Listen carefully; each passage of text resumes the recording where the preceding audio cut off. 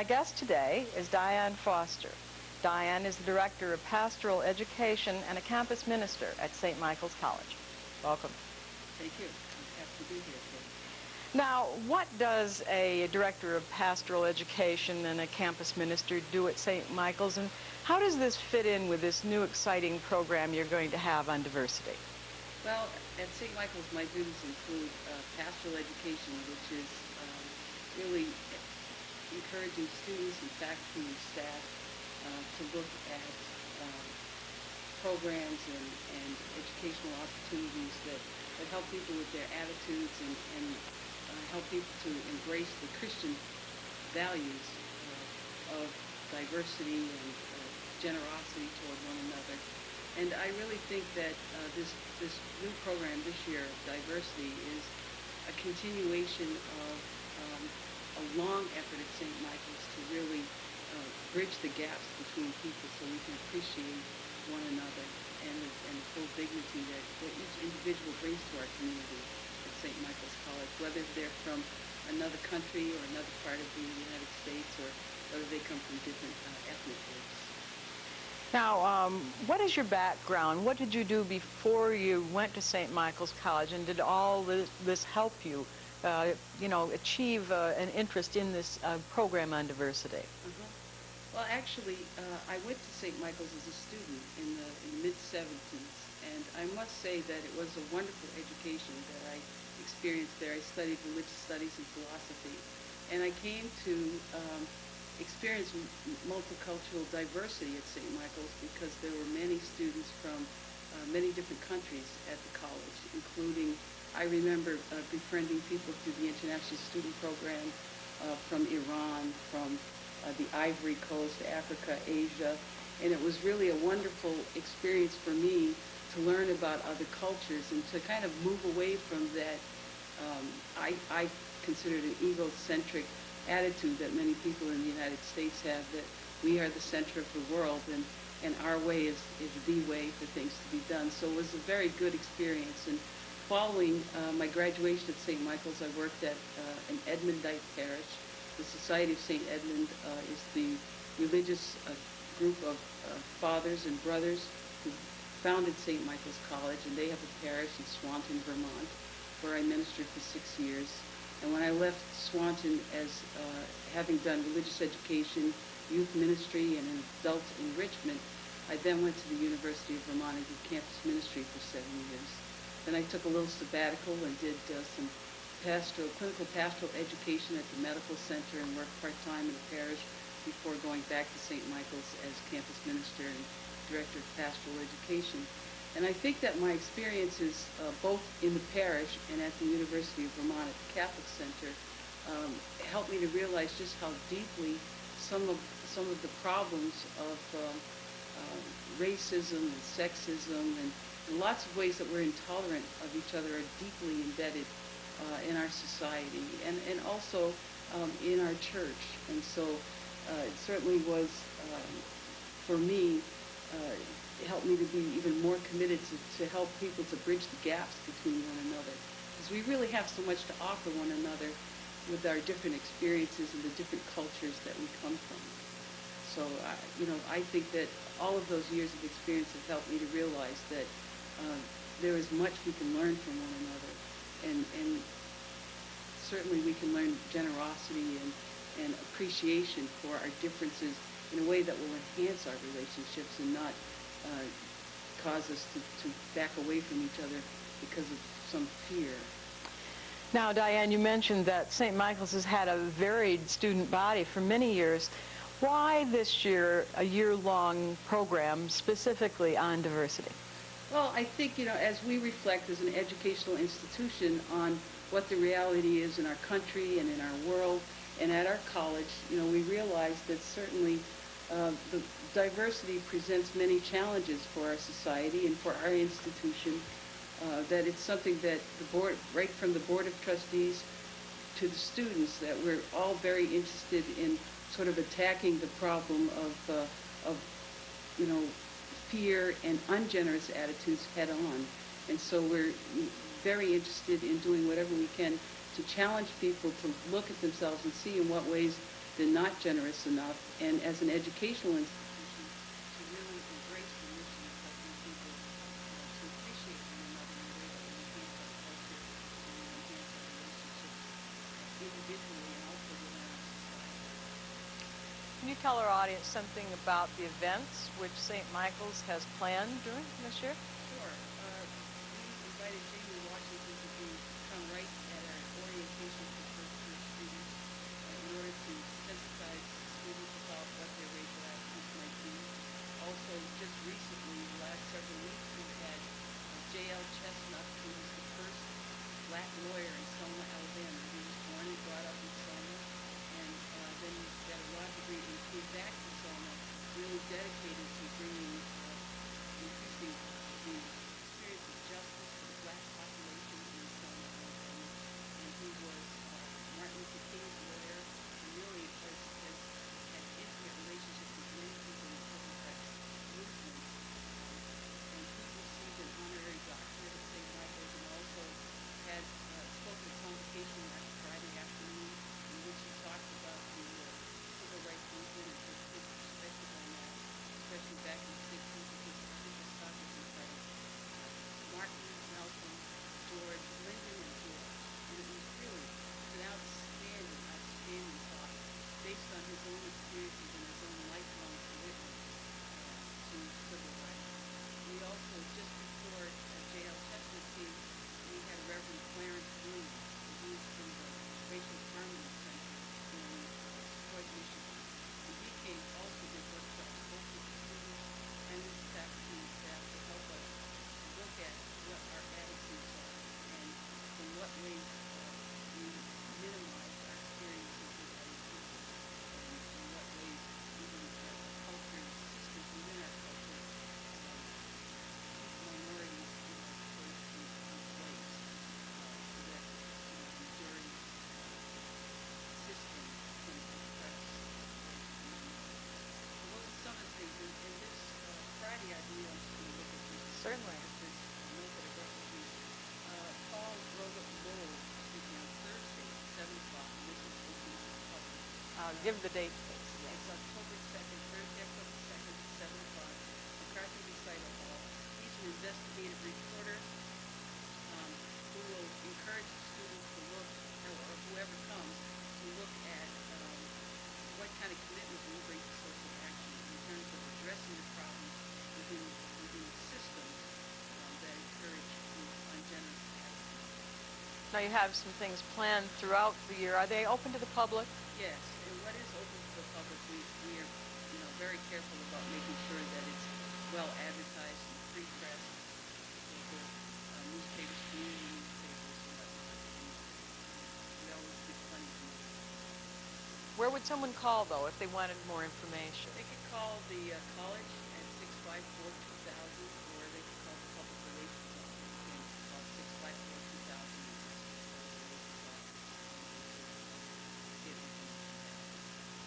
Now, Trinity College and the University of Vermont are in on the act too, aren't they? That's right. They also have plans because this is an obvious problem in our whole society, and it certainly comes home to roost at educational institutions where we're trying to get people to broaden their worldview. It is definitely a problem that is felt across the United States and college campuses, and UVM and Trinity also have planned multicultural events and diversity events, and they include a discussion on October 5th, Racism and Homophobia, a lecture by Felicity Hill of the Women's International League for Peace and Freedom, the Martin Luther King Lounge at the Billings Center at the University of Vermont, and also Edward James, almost an actor, is going to give a talk at Mann Hall Auditorium at Trinity College. We're all in the same gang. That's at 8 o'clock on October 1st. And there are other activities as well that address the issues of diversity in order to really challenge people to look at how they might be more generous. Now, have the students been involved in planning the whole year's festivities, if you will? Yes. At St. Michael's, I'm sure it's true also at Trinity and UVM, that the students do have, at least a part of the student body, who really has a concern about the isms of our society, racism, sexism, homophobiaism, and we just recently had a student-driven rally at St. Michael's. It was held on, again, I want to look at my date here. It was held on, I think, probably September 23rd, something like that. And what it was a 3-hour-long rally where different students got up and spoke about um, how they would like people to consider their attitudes and to increase their sense of diversity with one another. And that included all different folks, people from different countries who gave little talks about, what they learned about their own culture by coming here to the United States, and other students who spoke about the issues that they were concerned with, including homophobia. A gay student got up to speak and talked about some of the experiences that she's had that have been difficult for her. Um, Certainly racism was addressed and how difficult it is for minority students in places like St. Michael's, just by the sheer numbers of non-African students that it's a very difficult experience for them. And really, I think that the students who got up to speak and share their own experiences and how they would like people to examine their attitudes felt pretty well supported by the community and by the people who were there at the rally. Hundreds of people.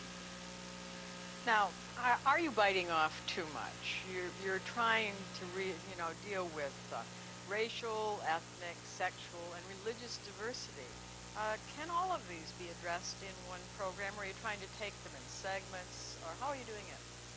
Well, it is biting off a lot, but as far as the context, certainly the mission of St. Michael's has had this kind of diversity at its roots since the inception in 1904. But it was a men's college at But this it point. was a men's college at one point. And just, the invitation for women to come to St. Michael's has been part of the unfolding of that mission to really, if we are going to seek the enhancement of human culture and the development of the whole person, really we have to look at those things which keep people from being whole. And one of the things that will keep people from being whole is not seeing the full dignity in another human person, regardless of race, color, creed. And so I think that in one sense, it's a huge task, but in another sense, I think that, in the history of St. Michael's, certainly as an educational institution, we've been able to take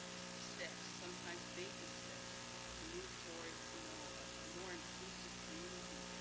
And even though at one time, all of the administrative positions were held by fathers and brothers of the Society of St. Edmund, their heritage really is to share the task and to include other people. And so now, we see many women at St. Michael's College. We see people of different faiths at St. Michael's College in a way that doesn't move away from our Catholic mission, but in a way that really embraces the universality of the Catholic mission of the school. In that sense of really all people matter. There's no one who doesn't matter. That brings me to my next question very logically. Can a Roman Catholic college really encourage religious diversity and still remain in the strong Catholic tradition? Well, I think so. I think we can. I think that there are times when it's challenging, but I think we can because, first of all, we want to focus on our commonness. And for anyone of any religious tradition, we share a commonness in terms of believing in a higher power, in terms of believing that things don't just end with ourselves, but there's something more. And in that sense, we can embrace together that sense of, there is a higher power, there's something beyond us. And then, in more particular ways, we can encourage people who come from different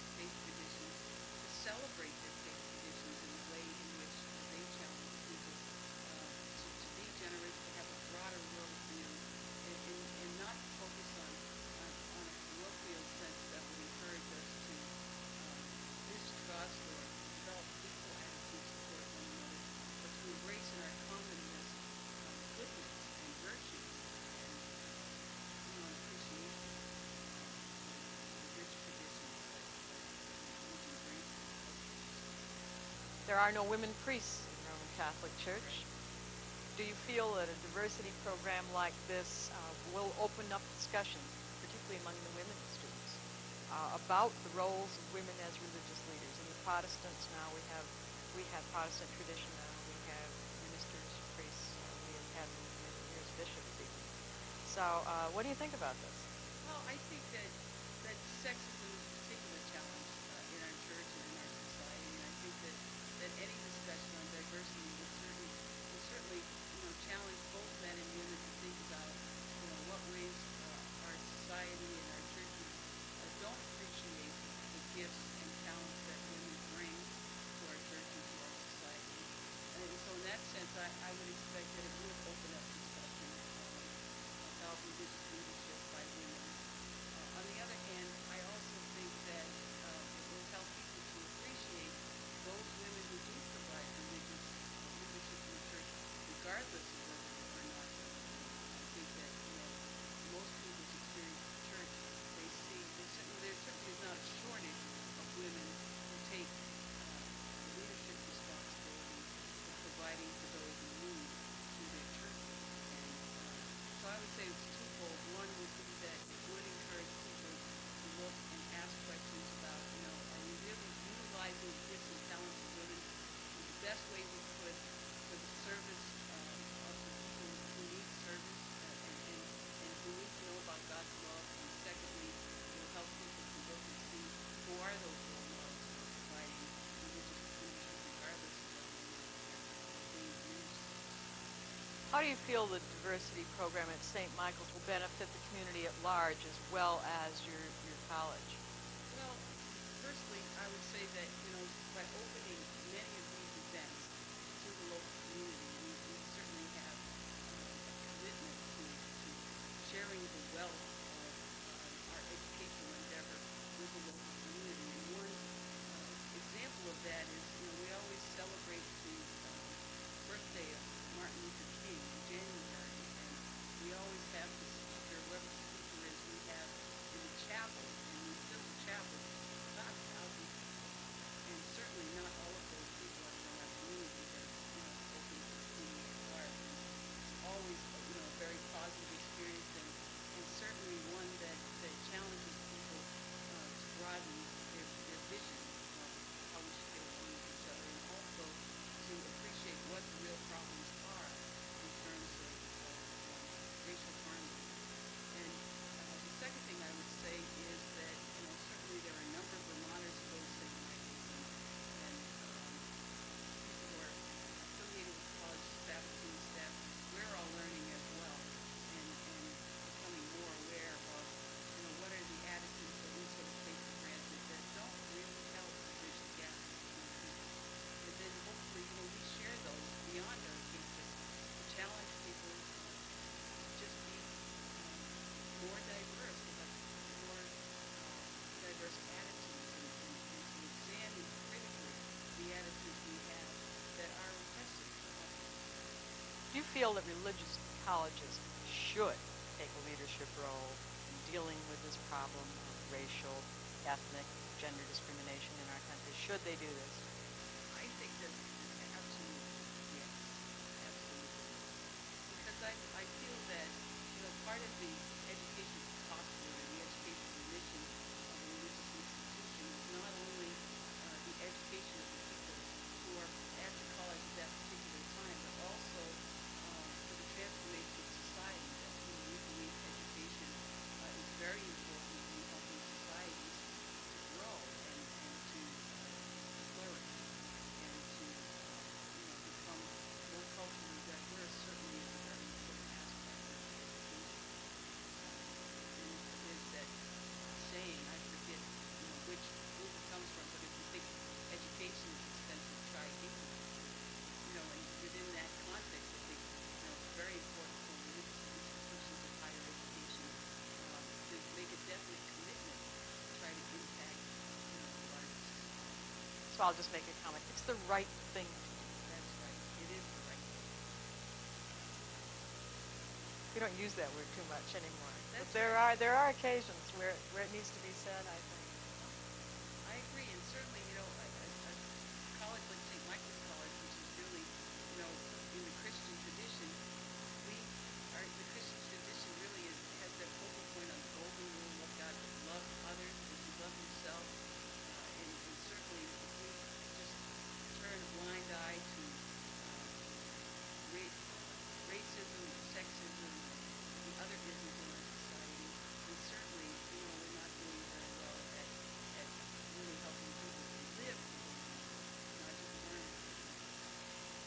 What do you hope to accomplish during this year? How are you going to measure whether it's been a success or not?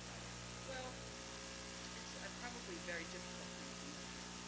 There's always the very practical measurements of how well the program's attended and that sort of thing. But I think that what our measuring tool will probably be attitudes. What are the general attitudes among our community at St. Michael's? Have people become more generous in working toward bridging the gaps between people? I'd like to share with you one little thing.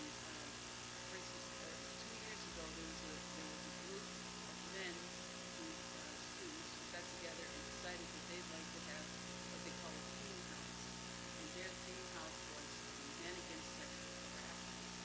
And there's an indication that, part of our goals of achieving, greater harmony amongst the community of St. Michael's is making some progress, because here's a group of men who have students have decided that this was like, they would like to get together and have this as a teen house, and then they do activities that help people to raise their consciousness about what is sexual harassment and what are the attitudes that need to be critically looked at in order to really transform human environment.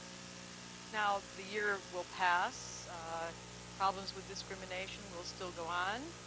How do you plan to keep this feeling of this spirit of diversity alive over a period of years, say even the next 5 years? Well, once again, I'd like to just acknowledge that in terms of the larger context, St. Michael's has been dedicated for a number of years to really embracing global diversity, and so we'll continue to do that. But as I said before, I think that we really need to look at attitudes in terms of what sorts of things will not be embraced and really willing to challenge them on people. If there are any acts of violence, whether they be verbal or otherwise, that we will address those as teachable moments to really help people to see, what's wrong with this and who this is hurt, and why this really hurts all of us more.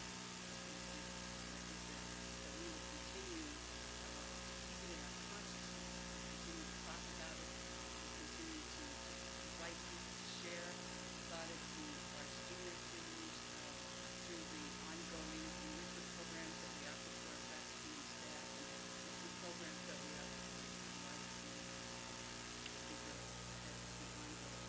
Good. Now, I have a serious little point here. In South Pacific, there's a song, you have to be carefully taught. You've got to be carefully taught. Which includes the words, you've got to be taught before it's too late, before you are 6 or 7 or 8, to hate all the people your relatives hate. You've got to be carefully taught. Are we getting at this a little too late? Should we be doing diversity programs and things like that in our grade schools? Well, again, I give you probably a twofold answer. I think that ideally it is better. The earlier we can address these issues, the more successful we will be in changing attitudes. On the other hand, I don't know that we can address it with our children until adults and young adults really examine what are the attitudes they have that really encourage racism, sexism, and homophobia, and the other isms that we deal with. So, for instance, when Father Williams was here,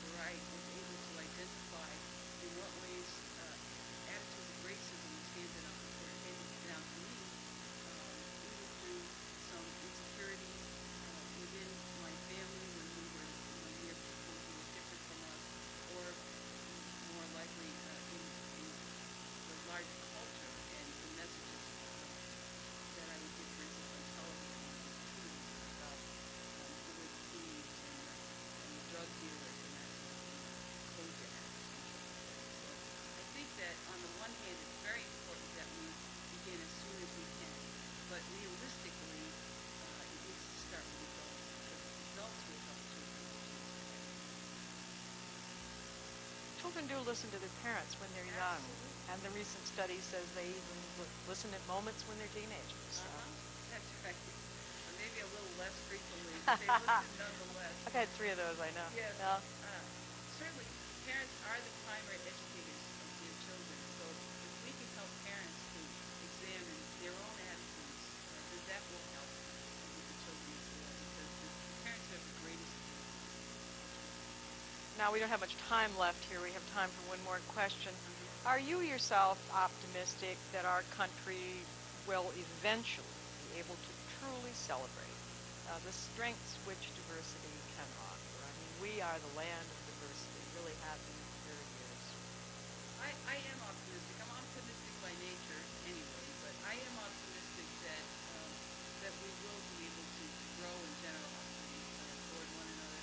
I think that it's a big challenge, and I think that it's time for us to move away from apathy and to really commit ourselves. You know, we need to have people who are really willing to make a commitment to end the kind of hateful attitudes and sort of self-protective airs that we take to one another. And I think that I have faith in the human person that people will accept that invitation and commit themselves to get along and be good neighbors. Well, I wish you great success with your program.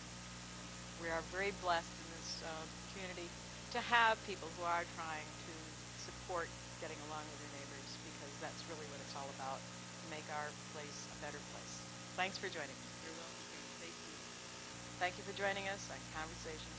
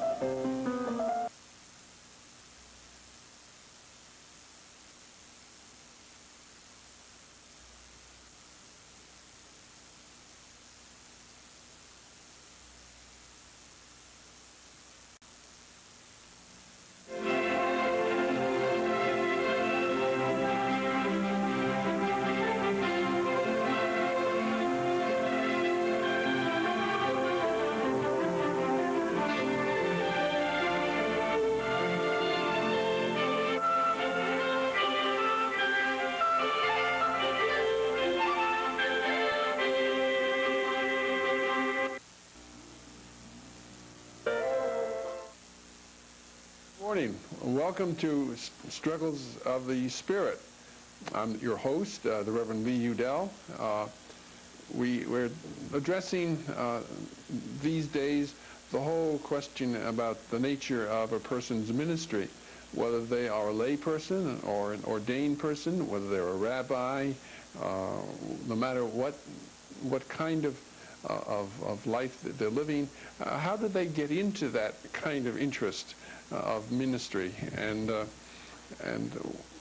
what are some of the threads that came together to form the fabric of their ministry, and how has their ministry changed over the years? I'm sort of sponsoring this particular theme because it's my belief that a lot of us human beings have a ministry. Sometimes we don't realize it, we don't verbalize it, we don't conceptualize it, but that we do have a ministry. And it's a Christian term sometimes, but I think in the broadest sense of the word, it can go beyond that of the Christian. So today we have Father Frank Connors, who is a chaplain at the Fletcher Allen Health Care here in Burlington, Vermont. He's a longtime friend and colleague, and I'm delighted, Frank, to have you here today to talk about that. Thank you. What I'd like you to begin to look at is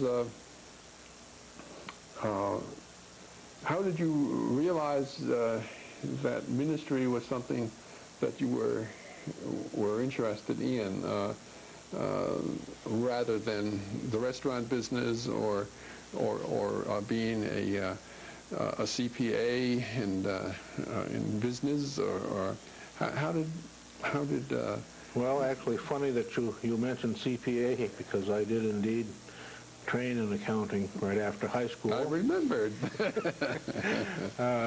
But actually, my vocation, I think, goes back long before that. I think all the way through grammar school, I sort of had the priesthood either in the front of my mind or the back of my mind. It was something that appealed to me, you know, varying degrees at varying times, but I think it was always there. In high school, things kind of, you know, you got interested in other things. I was always interested in numbers and math, so accounting became kind of interesting to me. But also a couple of things happened along through high school. I had a little difficulty in high school with a priest principal of a high school, which resulted in me changing schools. So I did my last 2 years in a public school, and I think that kind of put the hold on my vocation for a little while. Gave you a different experience, though. Yes, but even going back before that, you know, I think the whole idea of how parents nurtured things, and in my case it was probably different than a lot of cases. My mother was a convert, and it was she who really nurtured my vocation. My father was not too much of a churchgoer, and my mother came to Brattleboro, which was my hometown, to do nurses training. She came from the East Barry area, and she and another nurse in training in Brattleboro both started taking instructions in the Catholic faith because they were both going with Catholic men, unbeknown to either of the men, that they were taking instructions. Wow. So she was the one who nurtured my vocation, I think, probably. And She was very conscientious. yes, she very much was. Did she see her nursing as ministry, would you say? I think she did. She didn't nurse all that long because she was not a very healthy person. In fact, being in the medical field a little bit now kind of is more related to her than being in ministry, I think, because she was a nurse, and my only sister is a nurse, and she now has a son who is a nurse. So nursing seems to run in the family, so probably not strange that I ended up in hospital chaplaincy, although that came out of the blue to me, but it's still probably not strange. But So I'm trying to put words in your mouth, but please don't accept them if it's not true. So you would see nursing as, for many people, as a form of ministry. I think so, yes. Okay. As I say, my mother didn't nurse very long because of her health, but my sister's been at the same nursing home for about 25 or 30 years now. She's been evening supervisor for forever there, and, you know, she just sees her work with the elderly people as something that she really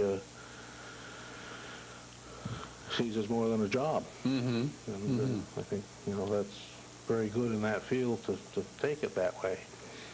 And so I think, you know, that whole complex of being from a family of nurses and nurses who saw their work as ministry. I think my father probably saw his work as ministry too. You might find that strange, seeing he was in the coal business, but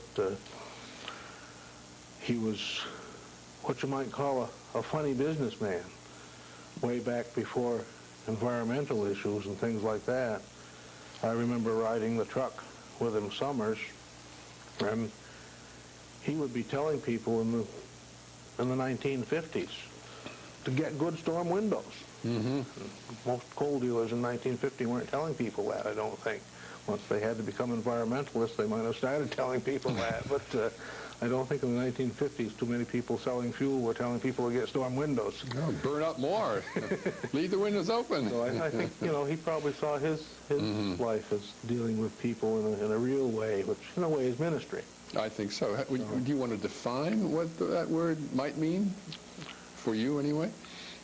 Well, it's developed much over the years, I think. I think I saw it much as a young child as the celebrator in church. Being on the altar. I would, you know, run around the house with towel tied around my neck to make a vestment and things like that. Mm-hmm. And of course I was an altar boy from Sure. second grade on, and serving Mass from fourth grade on, so I was quite conversant around the sanctuary and enjoyed it. In fact, I remember many days in high school when we rather rushed things a little bit. We had two priests in our parish, but the pastor was really retired. He was an elderly priest, but in those days we left priests in their position in the parish. So the only other priest in the parish was both the assistant priest and the principal of the school. And many days in high school, I've had him for a first period French class, went to church with him to celebrate a second period funeral, to the cemetery for a burial during the third period, and back to school for a fourth period French class that he taught. So I saw that the priesthood was very busy, even though in those days there were a lot more priests than there are today. And the priests did a variety of things, too. Right, and still do, yeah. And so I think that began to appeal to me, that there was a lot of service to people involved in the priesthood.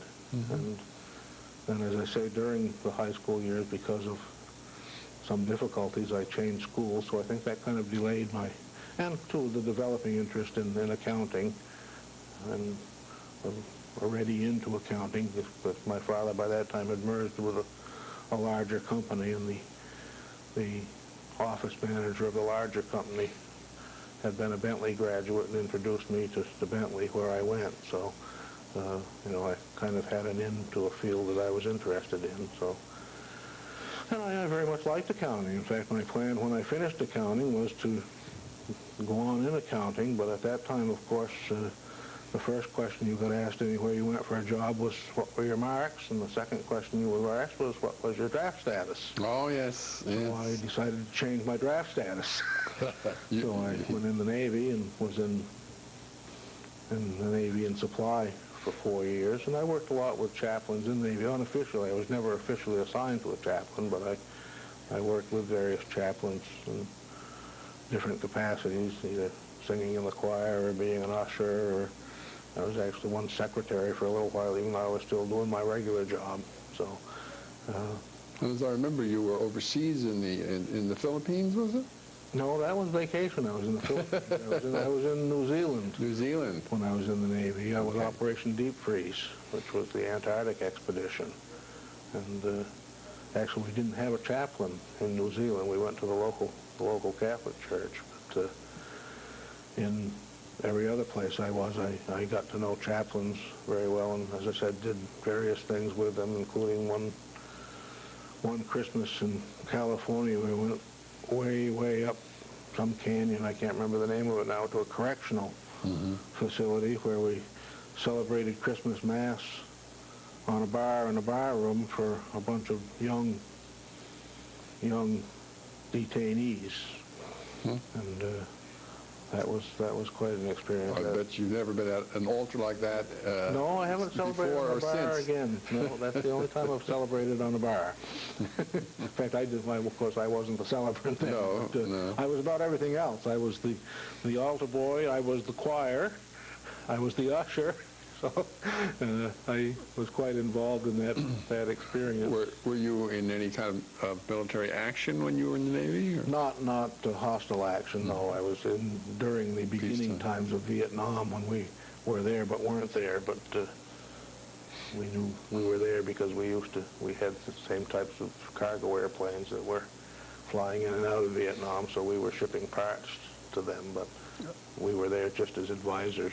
I asked the question, I wondered if your military experience had strengthened your interest in... Well, as I say, it was during that time that things began to come back into focus, and I began talking with various chaplains, and through talking with the chaplains, I decided to get in touch with my parish priest back home when I was home on liberty one weekend. I was, my last few months in the Navy, I was stationed at Quonset Point, Rhode Island, so I wasn't far from home, so I got home a lot of weekends.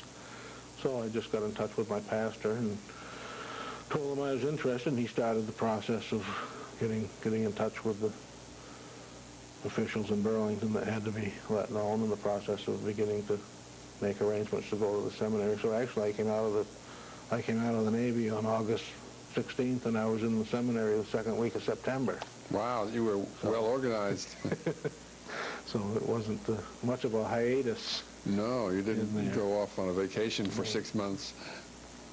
So I had a quite varied seminary experience. My first 3 years were at a small seminary, St. John Vianney in Barre, Vermont, which no longer exists. It was in existence for 15 or 20 years, and that was really 2 years of college, but in those days you still had to study a significant amount of Latin, and I hadn't had enough in high school, so I had to do a year of Latin studies before I went into the college studies. This is pre-Vatican II still. Well, it was post-Vatican II, but immediately post-Vatican II. Vatican II happened while I was in the Navy. Okay. So Vatican II ended just about the time I got out of the Navy, but things hadn't taken hold yet. So, in fact, a lot of things in the church are still done in Latin, but all seminaries don't have as much Latin as they used to.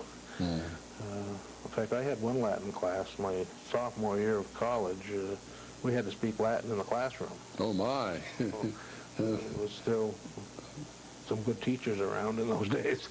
I don't think they do that very many places. Probably not.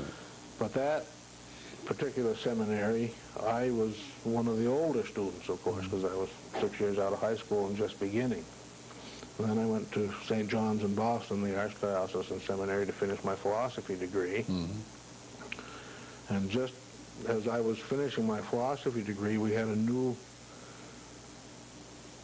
vocations director appointed in the diocese. He was a much older man, and he had been head of the French department at La Salle University before he went to study for the priesthood. And he went to the Beta, which is a British college in Rome for older vocations. And he came back suggesting that I go there, and maybe their program would save me a year. However, in between in between Barre and Boston, I went with the Benedictines for a year in western Vermont. Oh, well, a lot of our viewers may know about Western Priory. It's sort of a Vermont institution, I think. Do you want to reflect at all? Well, I went there specifically because I wasn't too happy with my development of the prayer life in the seminary. And of course, seeing it was immediate post-Vatican II, the emphasis was still on a lot of rote prayers and time spent in chapel and things like that. So I was really looking for a deeper prayer life. But very soon after I got there, I realized that I really wanted an active ministry, but I wanted to stay there a little while to kind of soak up this prayer life. You weren't thinking of becoming a brother or a priest there? I mean, I went with that intent. Oh, okay.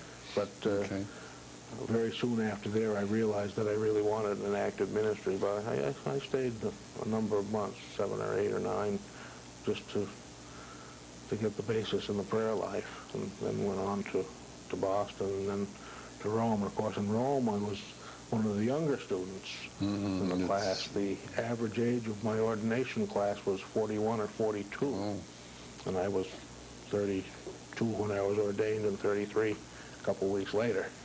Well, that was a very, must have been a very, how do I put it, stretching for you. Well, it was. Varied experiences. It was in a number of different ways. First of all, I was in a foreign country where I didn't speak the language, but the teaching language was English because it was a British college. In fact, it had been set up in Rome originally toward the end of the penal days in England, when you couldn't have Catholic seminaries in England. It was set up because there was a lot of Anglican clergymen becoming Roman Catholic clergymen at that time, and it was set up specifically for that purpose. Then it kind of mutated into being for any convert, whether they were a clergyman or not, who wanted to become a Roman Catholic priest. Then it sort of mutated again into being for older vocations, so it kind of followed history as to what its purpose was. But a tremendous cross-section of men there, all the way from, street sweepers and train drivers to doctors and lawyers. Never went to a doctor in Italy. All the 3 years I was there, we had English doctors in the house. There was one who was in his last year when I arrived, and he left, and the next year another one came and was there the rest of the time I was there. So, for things like colds and sore throats and things, you had a doctor in the house. They would take a look at you. Yeah, huh? yeah. Yeah. So, very much a cross-section. In fact, a couple of spies. Yeah.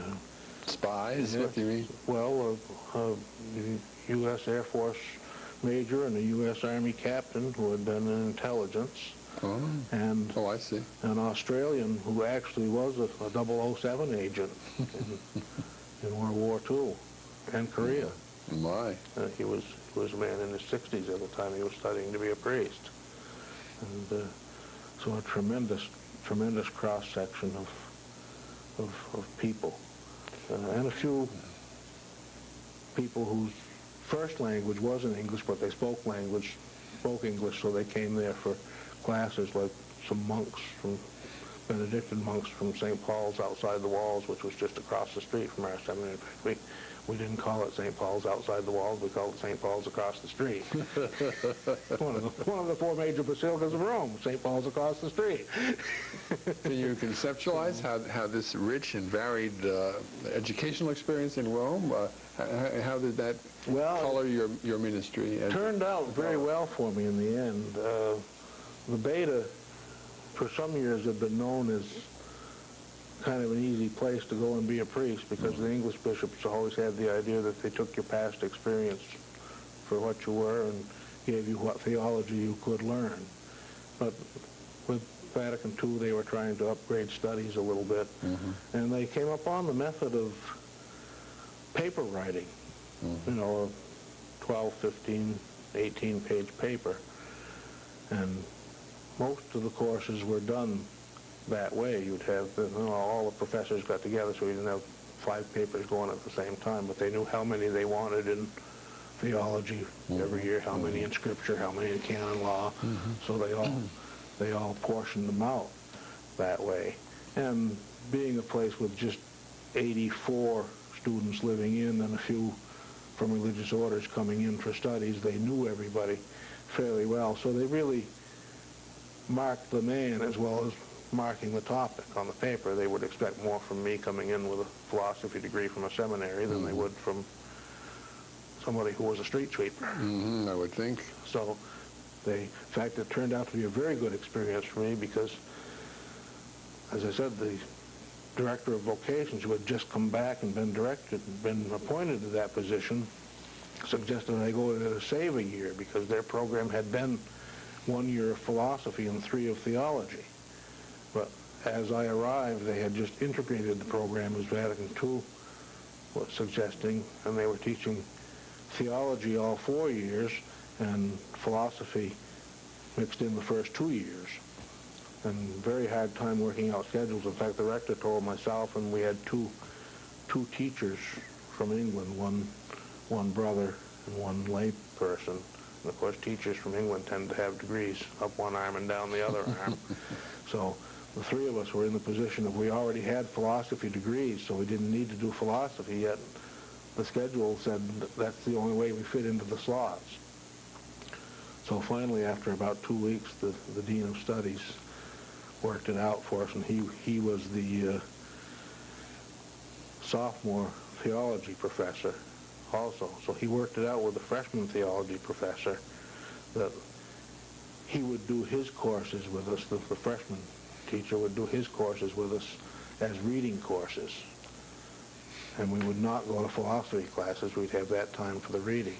So then the 3 of us and the freshman prof got together after we wrote our papers, and he selected one paper, and we did, just like a defense of a degree paper. Of course, it wasn't a degree paper that we presented. It was a 12 or 15-page paper, but he conducted it in the same line as defending your paper as a degree. So that was a very good experience.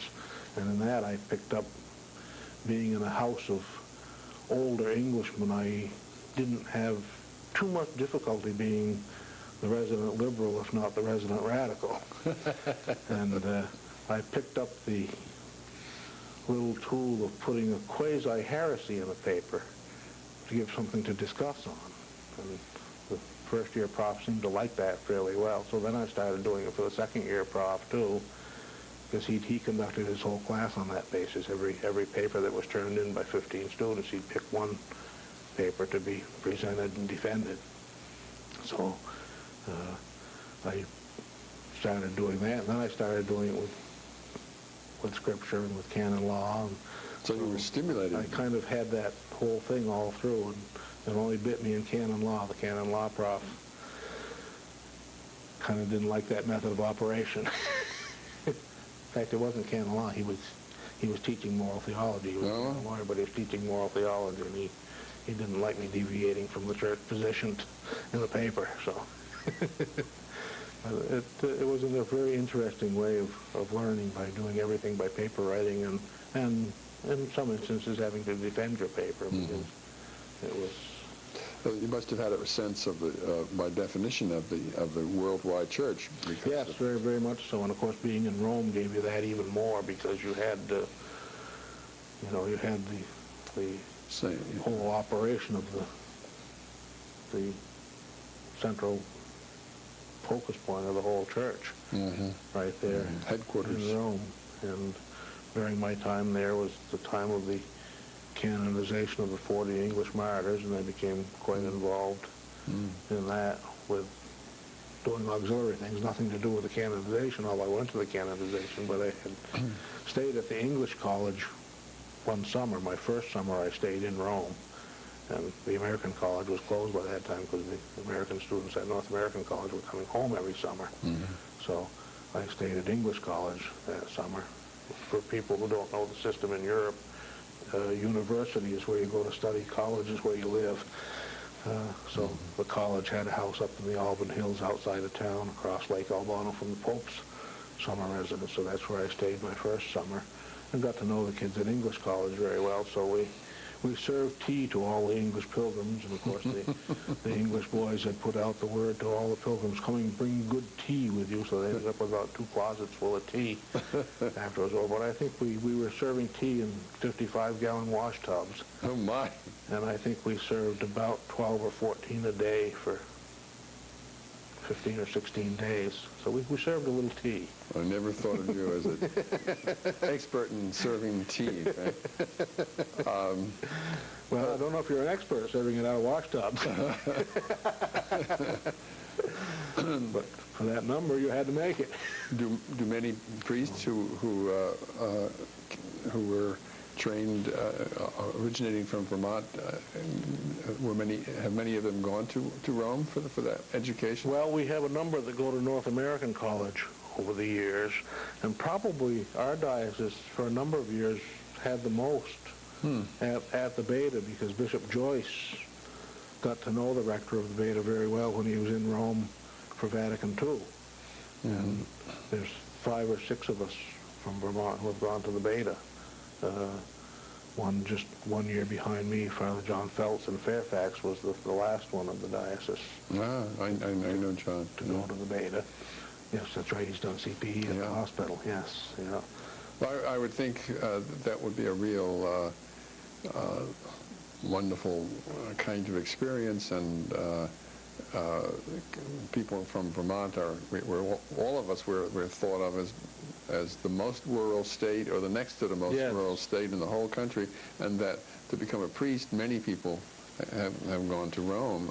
It kind of breaks the stereotype down of being... Yes, and of course we've never had a major seminary in Vermont, so all of our priests have gone to somewhere else, Boston or Montreal or Ottawa or Emmitsburg, or someplace else, Baltimore. So we've never had our priests trained fully in Vermont. Let me ask you a question that I've heard people ask before, or people wonder about.